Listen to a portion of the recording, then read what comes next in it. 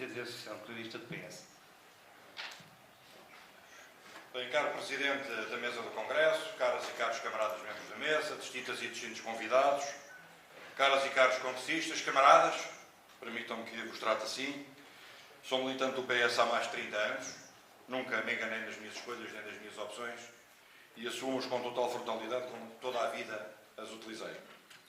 E queria dizer-vos o seguinte: ontem, quando cheguei a casa, depois da Comissão Nacional do Partido Socialista, cheguei a casa tarde, em Figueiró dos Vinhos, e depois de jantar com a minha mulher, que eu já não vi há 8 dias, isto agora tem sido assim, aproveitei para ler os jornais da minha terra, e há um pequeno jornal, que é da comarca de Figueiró dos Vinhos, Castanheira de Pera, que tem sempre na última página uma coluna de opinião de um velho sindicalista, desta casa, da corrente sindical socialista, e a quem ele deu o título Carlos Silva.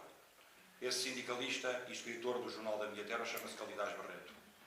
E eu não lhes vou ler nem dizer o que é que ele escreveu, que era imodéstia da minha parte, mas há uma frase que eu retive: é que podemos ter muitas divergências e nem sempre estar de acordo. Mas ele lutou ao longo de uma vida por benesses que nunca recebeu, a não ser o espírito de missão e a entrega à causa da defesa dos trabalhadores, nomeadamente os têxteis, bem sacrificados e explorados na região de Castanheira de Pera e da zona centro do país. Nunca se deu, e hoje, aos 82, quase 83 anos, continua com lucidez a defender aquilo em que sempre acreditou, e nas vezes e nas tertúlias em que estamos juntos, somos acima de tudo amigos, e amigos que se respeitam. Portanto, num momento difícil da vida do país, eu lembrei-me, quando entrei na sala, fui recebido ao som da Grândola Vila Morena. E eu queria dizer-vos, sou daqueles que sei cantar a Grândola, quem não saiba.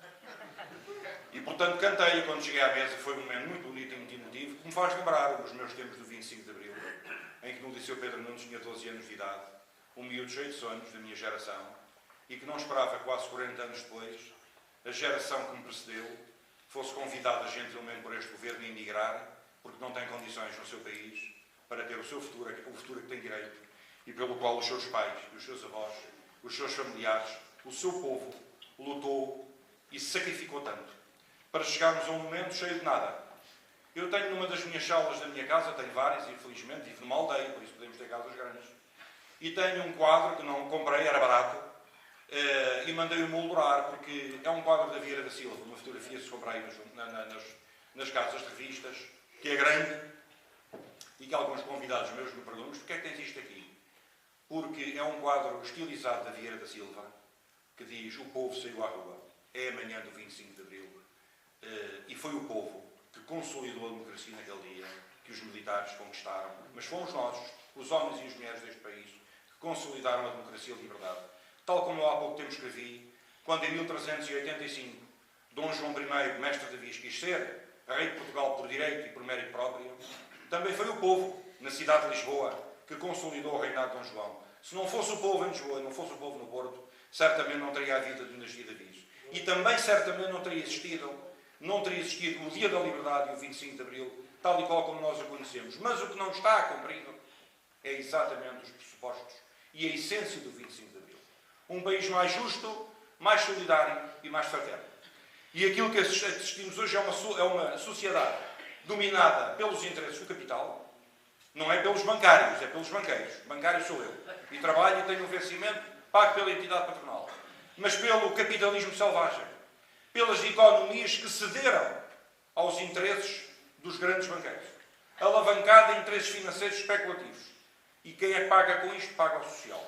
Paga aquilo que gerações de homens e de mulheres tentaram conquistar há mais de 120 anos.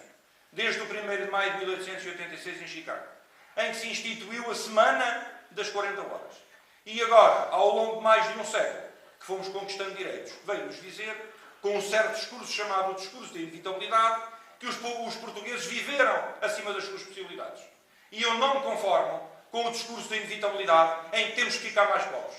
Não me conformo com o facto de termos que andar com estendida. Não me conformo com o discurso de termos que ter direitos a mais do que aqueles que temos que ter. Não me conformo com o discurso da miséria, da pobreza, da desigualdade, acima de tudo o discurso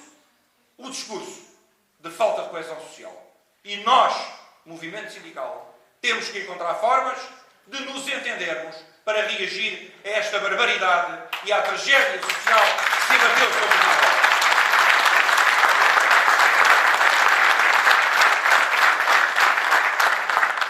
sindicalistas são homens e mulheres com espírito de missão. Não estão cá nem para ganhar nem mais nem menos do que aquilo que têm nas suas vidas. Mas dedicaram-se de alma e coração, eu digo-me todos os dias, com os erros naturalmente inerentes à vontade humana, a combater aquilo que acho mal.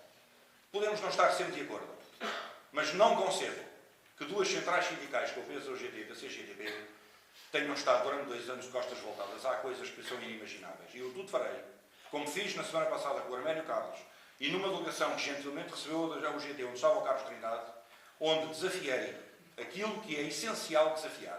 Desafiarmos para a unidade, para as batalhas na rua, nas empresas, nos nossos sectores, com as pessoas que quiserem juntar-se a nós, porque todos nós somos poucos para o combate que se exige.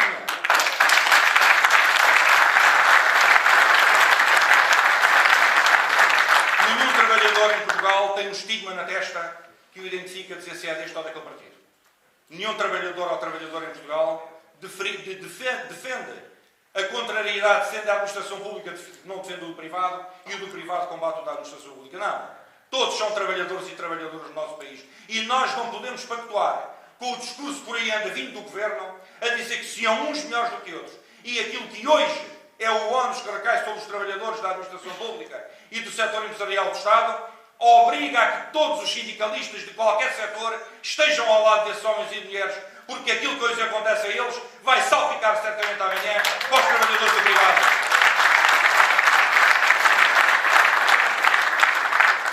É verdade que, como já foi aqui dito e muito bem, alguns gostam de levar a bandeira à frente. O penacho, aqueles que lideram o movimento sindical. Eu gostava de dizer que há 2 centrais sindicais com um impacto na sociedade portuguesa, como é o GT e como a CGTB. E julgo que neste momento é chegado o equilíbrio. É chegado o momento de nos equilibrarmos. Nem tanta luta, nem tanta agitação, nem tanta negociação coletiva e tanto entendimento dos patrões. Há que fazer uma mescla, claramente, entre os 2 movimentos. E há que procurar o caminho da convergência. Há que procurar o caminho das unidades. E isso está a ser feito. Se não vem das páginas dos jornais, está a ser feito. Na semana passada, o Nobre dos Santos falou com a Ana Avoila. Temos que nos entender em relação à Frente Comum e à FESAP na área da administração pública. Os sindicatos dos transportes OGT participaram na sexta-feira numa reunião da FECTRANS e foram todos juntos procurando a convergência. A mesma coisa vai acontecer com os professores, sejam eles social-democratas ou socialistas ou de outro partido qualquer. Isso a mim não me importa. O que importa é que estão em causa 30 mil postos de trabalho na administração pública, a que nós temos de dizer não, não.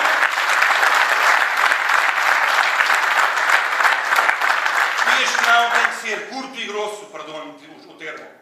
Curto tem que ser audível, contra o autismo, a cegueira, a mudez e, acima de tudo, a surdez dos homens e das mulheres que estão neste governo.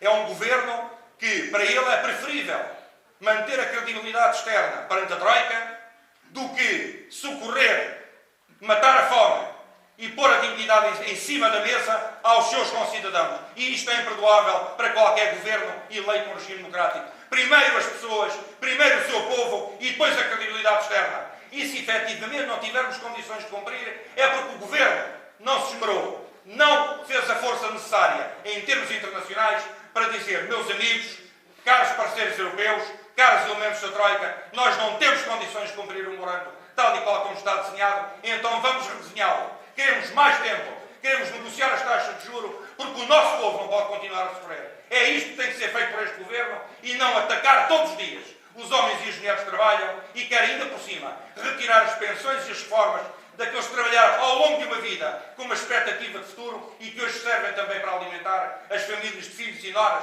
e genros e cunhados e netos desempregados que passam fome todos os dias. Temos que dizer não a esta política e é exatamente isso que todos os sindicalistas, sejam ou não socialistas, têm que se bater de forma desalmada. E é isso que eu farei todos os dias e tenho feito em todas as reuniões.